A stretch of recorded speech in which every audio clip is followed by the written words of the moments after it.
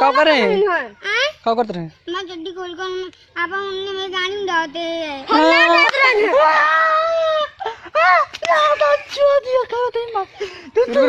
रहे? क्या करते रहे? फिर से बोल। आप हमारी गड्डी खोल के अपने आप उनने मेरी गाड़ी में डालते हैं भाई। करे रे? हम कहूँगा मारत लेके आवत के। इस रील पे मिलियंस ऑफ लाइक हैं और मेरे को ये नहीं समझ आ रहा कि उनकी मनोस्थिति क्या रही होगी कि उन्होंने इस रील को लाइक किया, पर जो भी रही होगी बहुत संतुलित तो नहीं रही होगी, या उन्होंने इस पे दोबारा तो नहीं सोचा होगा। क्योंकि अगर ये ए जो छोटा वाला बच्चा है, अगर हम उसको ए से संबोधित करें और जो बड़ा वाला बच्चा है उसको हम बी से संबोधित करें, तो क्या अगर छोटे वाले बच्चा आपके घर का होता, आपका भाई होता या आपका लड़का होता, तो भी आप उस पर यही रिएक्ट करते? और क्या बड़ा वाला बच्चा आपके घर का होता तो आप क्या रिएक्ट करते? छोटा वाला बच्चा अगर आपके घर का होता तो अमूमन तौर पे आप बड़े वाले बच्चे को डांटते, मारते या उससे अपने बच्चे को दूर रखते। छोटा वाला बच्चा बड़े वाला बच्चे आपके घर का होता तो आप वहाँ से तो उसको बचा के लेते आते, डांट फटकार के घर पे लाके मारते या समझाते। पर समस्या बस यहीं तक नहीं है कि बड़े वाले बच्चे ने ऐसा क्यों किया। ऐसा अमूमन तभी होगा जब वो कहीं गलत जगह से सोर्स ऑफ इंफॉर्मेशन लेगा, उसके पास कोई ऐसी पर्सनालिटी नहीं होगी जिससे वो अपनी बातों को कह सके, समझ सके, उनको सुलझा सके, अपने मेंटल स्टेट को शेयर कर सके कंफर्टेबली। और यहाँ पे दोष पेरेंटिंग का है, पर मैं किसी पे दोष डालना नहीं चाहता हूँ, क्योंकि कैसे ही दोष हो सकता है, क्योंकि हो सकता है जिस तरीके के ये बैकग्राउंड से आते होंगे अमूमन तौर पे ये गरीब ही दिख रहे हैं, बहुत अमीर या बहुत रिच नहीं दिख रहे हैं, एवरेज भी नहीं दिख रहे हैं, मिडिल क्लास भी नहीं दिख रहे हैं, इनका बेस ही नहीं है, तो हम इनसे कैसे एक्सपेक्ट करें कि ये पेरेंटिंग करें या ये सब चीज़ें जब आपका बेस होता है उसके बाद डिस्कस की जाती हैं। जब आपके पास खाने को खाना हो, पहनने को कपड़ा हो, रहने को छत हो, ये सब चीज़ें इंश्योर हो और सिक्योर हो, आप एक सिक्योर्ड इन्वायरमेंट में हो, सेफ इन्वायरमेंट में हो, आपके पास फूड हो, आपके पास सेफ्टी हो, आपके पास शेल्टर हो, आपके पास सिक्योरिटी हो, तब ये सब चीज़ें डिस्कस की जाती हैं कि पेरेंटिंग कैसे करे बच्चे की या फैमिली प्लानिंग कैसे करें, उनका मेंटल स्टेट, मेंटल हेल्थ। हम जैसे जैसे समृद्ध हुए वैसे वैसे हम मेंटल हेल्थ पे बात कर रहे हैं या इन सब टॉपिक्स को टच कर रहे हैं।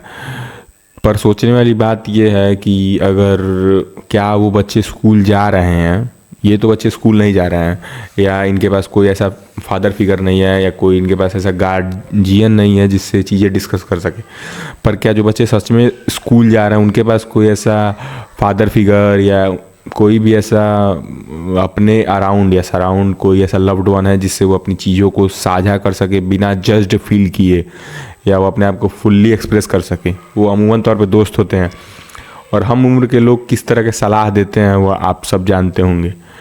तो ये ज़रूरी है कि जैसे स्कूल में, पुराने स्कूल्स में गुरु का सिस्टम होता था जिससे आप ओपनली कम्युनिकेट कर सकें या अपनी बातों को ढंग से रख सकें, या अगर हम बाहरी किसी पे निर्भर नहीं हो सकते हैं तो एटलीस्ट अपने बच्चे के लिए ऐसा इन्वायरमेंट क्रिएट करें घर में कि वो अपनी सारी बात को आपसे खुल के साझा कर सके, हर तरह की बात को। वो किसी टॉपिक को टैबू ना समझे आपके सामने एटलीस्ट, क्योंकि अगर वो बाहर से ज्ञान लेगा तो ये चांसेस हाई हैं कि वो आप जो उसे बताएंगे वो उनसे बाहर वाले उससे बदतर ही बताएंगे या उससे गलत ढंग से ही बताएंगे। वो किससे पूछेगा किससे नहीं पूछेगा आपको पता भी नहीं है। तो प्रयास करें कि अगर आपका कोई छोटा भाई बहन भी है तो उसको अपने साथ कंफर्टेबल करें। अगर जब तक आप उसको डोमिनेट करना चाहेंगे या डोमिनेट करेंगे नोइंगली या अननोइंगली, तब तक वो आपसे कोई बात नहीं करेगा। जब तक आप उसको उसके सामने बड़ा बनना चाहेंगे, जब तक आप उसको कंफर्टेबल फील नहीं करेंगे, तब तक वो आपसे कुछ साझा नहीं करेगा। और बच्चे चाहते हैं साझा करना, पर हम उनको करने नहीं देते हैं। हम जब उनको हर बात पर रोक देते हैं तो धीरे धीरे उनका कॉन्फिडेंस लो हो जाता है और उनसे बातें करने में या कहने में सहज नहीं होते हैं। हम इन बच्चों के लिए तो कुछ नहीं कर सकते हैं, क्योंकि इन बच्चों के लिए पहले गवर्नमेंट को पॉलिसी लेवल पे या इनके फादर को या इनके परिवार वालों को इनको एक बेस देना पड़ेगा, ताकि वो उनका भोजन या इन सब चीज़ों पे से पहले वो ऊपर उठ पाएँ। तब जाके इन सब चीज़ों के बाद वो डिस्कस कर सकते हैं कि कैसे फैमिली में बॉन्डिंग रखें या कैसे ये सब चीज़ें। पर जिनके घरों पे खाना है, रहने को जगह है, या जो वीडियो देख रहे हैं जिनके घर पे इंटरनेट का कनेक्शन है या जिनके पास इंटरनेट का कनेक्शन है, अमूमन तौर पे चांसेस हैं कि वो एक ठीक ठाक परिवार से आते होंगे। या अगर आप ठीक ठाक परिवार से नहीं भी आ रहे हैं फिर भी अपने रिलेशंस को बेहतर तो कर ही सकते हैं। रील देखने के बजाय अपने छोटे भाई बहन या अपने से बड़ों के साथ बैठने का प्रयास करें, ताकि आप उनके साथ कुछ साझा कर सके ज़रूरत पड़े तो आप लोगों के साथ बैठना शुरू करें, खासकर उन लोगों के साथ जिनके साथ आप सहज हैं और जो लोग ओपन माइंडेड या ओपनली कोई बात आपकी सुनते हैं या समझने का प्रयास करते हैं बिना जज किए। उस तरह के लोग ढूंढें अगर आपके पास नहीं है तो, क्योंकि बहुत बार चीज़ें साझा करने से एक बेहतर आउटपुट निकल के आता है और आपके पास और पर्सपेक्टिव होते हैं कि आप उस प्रॉब्लम को और पर्सपेक्टिव से देख सकें। इस बच्चे के पास भी अगर कोई ऐसा होता और वो उनसे चीज़ करने से पहले ये चीज़ साझा किया होता तो मुझे नहीं लगता है कि वो ये कदम लेता या उसको लेने के लिए कोई प्रमोट करता अगर वो एक सही व्यक्ति के साथ सलाह लेता तो। पर खैर अगर आपके रिलेशन, अगर आपके अगल बगल 2-3 लोगों से ऐसा नहीं है जो आपकी बात को ओपनली सुन सके, समझ सके और आपको एक बेहतर सलाह दे सके, तो उस तरह के लोग ढूंढिए, अपने जीवन में लाने का प्रयास करें। उसके लिए आपको अपने गैर ज़रूरी या अनवांटेड लोगों को दूर रखना होगा अपने जीवन से, ताकि ज़रूरी लोगों को आप समय दे सकें और उनका सम्मान कर सके, उनसे प्रेम कर सके।